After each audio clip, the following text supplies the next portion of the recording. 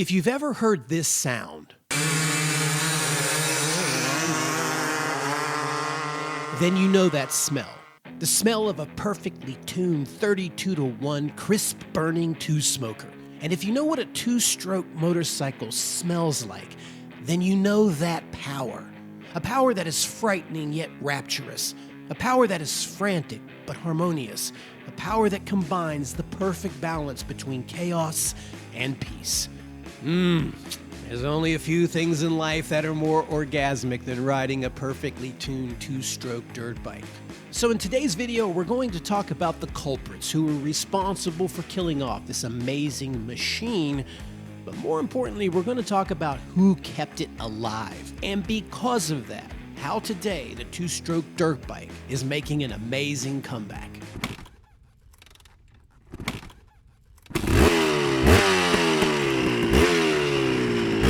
Every story has an origin, a specific moment in time, usually the perfect moment in time, where someone or something laid the groundwork for the future to change. And for our story today, we're going to discuss three main culprits that contributed to the demise of the two-stroke dirt bike, each playing their significant part in this role. Now, some did this on purpose, some were uninformed, and some were just downright stupid. So our three stooges for today's conversation will be: number one, Yamaha motorcycles, who I believe did this on purpose. Number two, the American Motorcyclist Association, further referred to here as the AMA, who was either uninformed or just playing along. And number three, the state of California, who was just downright stupid. Let's begin with Yamaha motorcycles and its 1997 prototype YZM 400F, which I will refer to in this video as the YZ400, not to confuse it with the actual YZ400 production model that would hit dealership floors a few years later. By now, most of you are aware of the fairy tale story of the 1997 Las Vegas Supercross, where Doug Henry piloted his experimental YZ400 four-stroke to victory against the almighty and previously dominant two-strokes, proving once and for all that four-stroke motorcycles were far superior machinery to their two-stroke counterparts, and from that moment on, two-strokes would cease to exist. Well, that's a great story, but it's only partially true. Here's what really happened.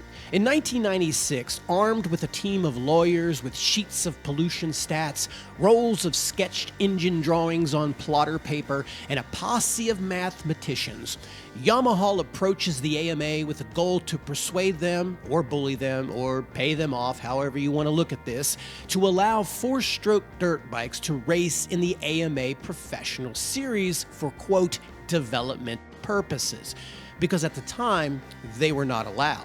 In this conversation, Yamaha tells the AMA that due to the characteristics of a two-stroke engine, some of the fresh charge that is expelled from the cylinder into the expansion chamber is then drawn back into the cylinder, and because of this, it is believed that the two-stroke engine is 1.6 times more powerful than a four-stroke per unit of displacement.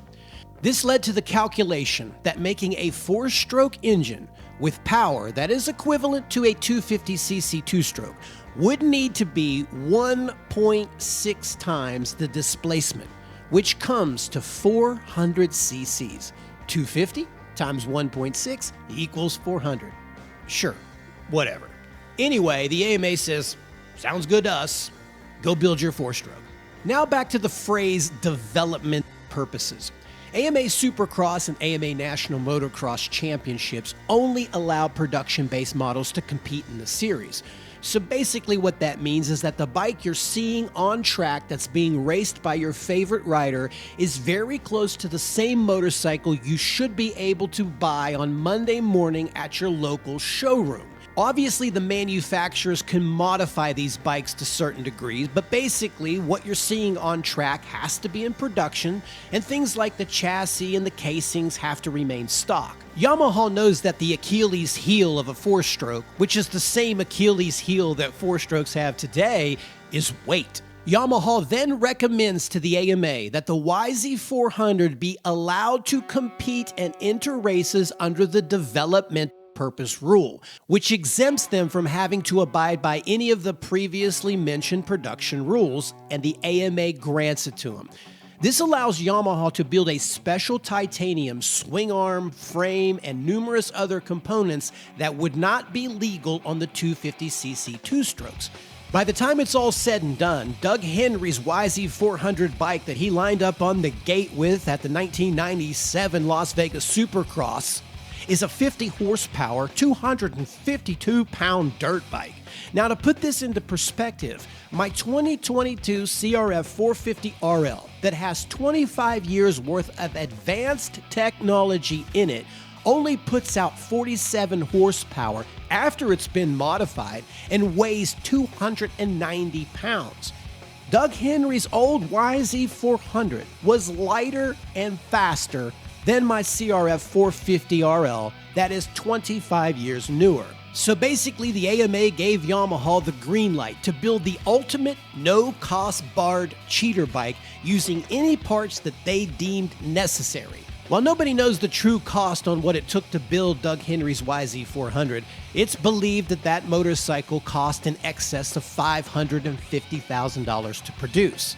So while this story sounds awesome and is a very significant part of American racing history and takes nothing away from the greatness that Doug Henry was as a rider, without the massive displacement advantage and the free rein to modify the YZ400 without any ramifications, the four-stroke was given a serious competitive advantage over its two-stroke counterparts. And without that advantage, the bike probably would have failed. I believe Yamaha, with its sophisticated set of engineers, knew that the CC equation math was sketchy at best and saw a way to game the AMA, and I gotta give them props for doing that.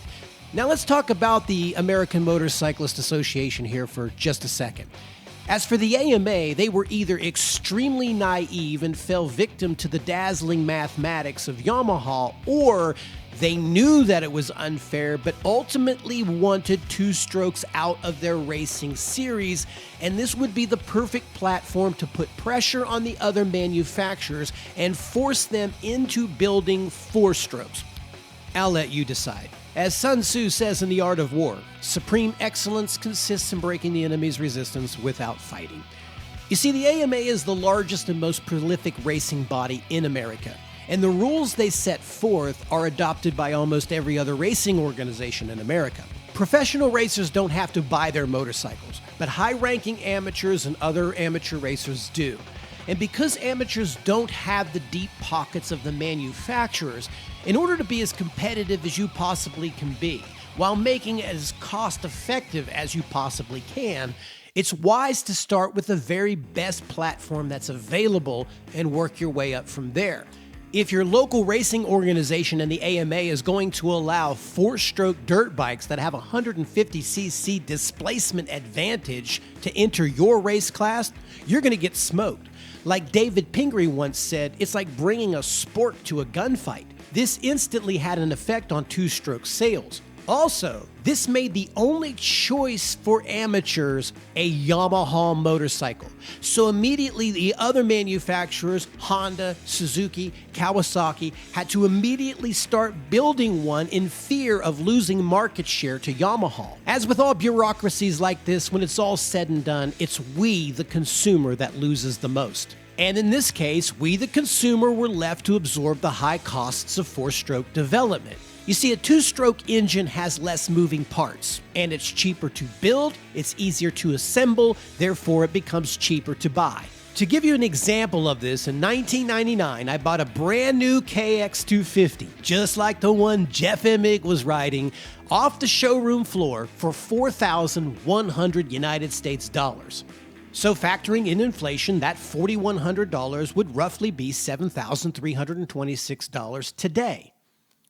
So let me ask you, Can you buy a brand new 450 race bike off the showroom floor today for $7,326? And the answer is no, because four-stroke engines cost more to develop, cost more to build. What we're left with today are $12,000 dirt bikes. Another significant loss to the consumer is maintenance. While two-stroke engines do require more routine maintenance, anyone with half-assed mechanical skills can easily work on these.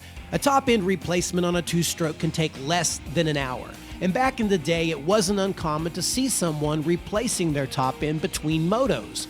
With today's four-stroke engines, it takes a fair amount of mechanical know-how and about 3 to 5 hours to change the same top end. Not to mention, it's a lot more expensive to purchase the parts.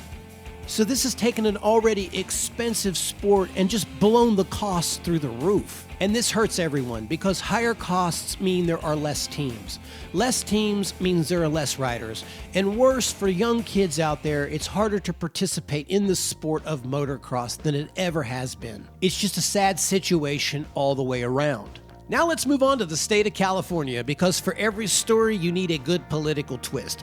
California is the largest state in America, and in 1997, the California Air Resources Board, which will be referred to here as CARB, how ironic, created what we know as a red sticker, green sticker program. As stated on CARB's website, the California Air Resources Board first adopted OHRV exhaust standards in 1994, in part to reduce emissions from high-emitting two-stroke OHRVs.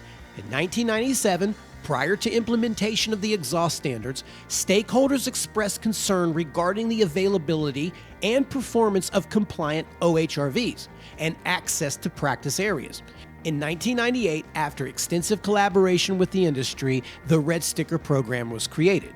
In layman terms, a California green sticker indicates that the vehicle has passed emission requirements, and it can operate on public lands that are open to motor vehicles throughout the entire year. A red sticker is an off-road vehicle that fails to meet emission requirements, a la a two-stroke. These high-performance machines are only able to operate on public lands at certain times of the year, which is usually from October to March. Now, I lived in California for over 20 years, and I lived in California during this time, and I'll tell you why this is important. If you take a look at this highway that runs from Sacramento down into San Diego, this is Interstate 5. Back in the late 90s, I would guess that California had roughly 30 million inhabitants. And I would say that 70% of those inhabitants, or 21 million people, live west of that I-5 freeway. And probably 15 million or more of those inhabitants are condensed into a few metropolitan areas. Now, west of the I-5, there are some huge and very iconic off-highway riding areas. Up towards the San Francisco-San Jose area, you have Hollister Hills. You also have Pismo Beach. Outside of Los Angeles, you have Gorman or Hungry Valley. And down towards San Diego, you have Coral Canyon. Now, there's a lot more off-highway areas in between that, but these are some of the more predominant, well-known areas. So there are a lot of people who live in this area that own a lot of dirt bikes that just lost 6 months worth of riding access to these locations, leaving the only place that you could legally ride your two-stroke dirt bike would either be on a racetrack or you had to go out into the desert that was 4 to 5 hours away. So it became very inconvenient to own a two-stroke. But it gets worse than that, because the only time these OHV areas would be open to the red sticker two-strokes is during the winter season. So basically, California is telling you that if you want to ride your dirt bike for the other 6 months of the year, you have to go out to Death Valley in July in the sweltering 105+ degree temperatures. So what in turn this does is it eliminates more than 60% of your riding areas, making it very inconvenient to own a two-stroke dirt bike. I could go on forever about my personal views towards this BS bureaucracy, but I understand that every political outlet needs a scapegoat, and for CARB, that became two-stroke dirt bikes. I guess when you hear a whiny dirt bike that's spitting a little smoke out of its exhaust, you target that as the killer of the planet, while you turn a blind eye to the ships, airplanes, diesel engines, and the pollution that's generated from providing basic resources to the 40 million inhabitants, but that's another story altogether. Also, I think it's stupid to say that two-stroke dirt bikes pollute the world more than four-strokes just because they release more CO2 from their exhaust. while not taking into consideration the environmental impact or pollution that would go into making a 4-stroke engine over a 2-stroke. Because a 4-stroke has more parts that need to be machined, mined, and milled, then transported, I mean, how much are we really saving here? Now understand, I'm not bashing 4-strokes. I have one and I love it. What I'm saying is the basis of this argument is dumb. Many have blamed the EPA for this issue, but truthfully in this case, they had little to do with it. Because they didn't care whether you were riding a 2-stroke or a 4-stroke, they don't want you riding motorcycles, period. And while they have done their fair share of creating unfair motorcycle emission standards that have accelerated the costs to us, at the time, they didn't have any restrictions for off-road vehicles. So in this story, it becomes the classic case of cutting them off at the knees. Just like Sun Tzu would say in The Art of War, hold out baits to entice the enemy, feign disorder, then crush him. You create a scapegoat, 2-stroke dirt bikes, that politicians and the naive general public can get behind. Blame everything on them every chance you get, and this will also distract people from who the real enemy is so they can operate uninhibitedly. Take away the manufacturer's incentives for racing 2-strokes at the highest level of racing, and they'll stop developing them. Reduce significant amounts of riding a land available to the tax-paying public and weekend warriors, and they're going to stop buying them. From here, it just becomes a simple house of cards. You don't have to technically ban anything. And years later, the politicians look like heroes for following through on their promises. They get their votes, get reelected, cater to their interests, make their millions of dollars as they fly around the world in their high-polluting private jumbo jets, while some poor kid in Bakersfield, California has nowhere to ride his dirt bike. Again, as Sun Tzu would say in The Art of War, it's only one who's thoroughly acquainted with the evils of war that can thoroughly understand the profitable way of carrying it on. However, there is one manufacturer that didn't get the memo, or they took this opportunity and seized it with both hands, and that's KTM. KTM is a European company, and Europeans love trials and enduro forms of motorcycling discipline. In this area, the lightweight characteristics of a 2-stroke and the power is preferred over the 4-strokes, even to this day. So KTM kept developing 2-strokes while the Japanese manufacturers pretty much left them. Fast forward 20 years later, and to this day, more than 75% of all 2-stroke dirt bikes that are sold worldwide belong to KTM or its sister brands like Husqvarna and GasGas. But it doesn't just stop there. The European continent owns the 2-stroke dirt bike space. The remaining 25% of these 2-stroke sales are divided up between other European manufacturers like TM, Beta, and Sherco. Also, Sun Tzu would say, the opportunity of defeating the enemy is provided by the enemy himself.